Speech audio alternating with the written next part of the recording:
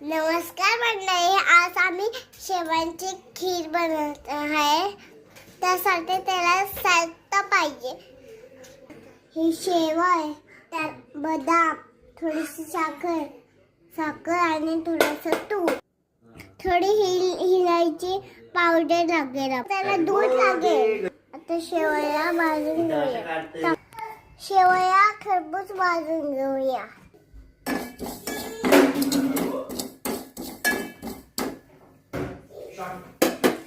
आपण टाकायचं काय? तूप आपण टाकलेलं आहे. आता टाकूया दूध. पाहू शकता मंडळी.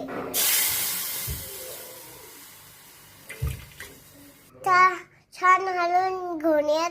मग कसा झाला आमचा खीर. साखर टाकूयात.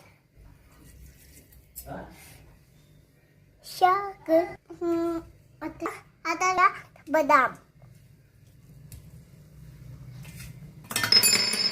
पुन्हा छान हलवून घेऊया.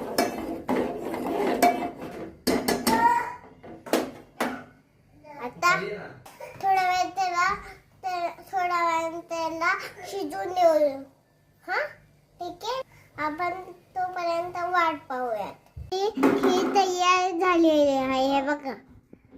गणपती बाप्पा मोरया, मंगलमूर्ती मोरया.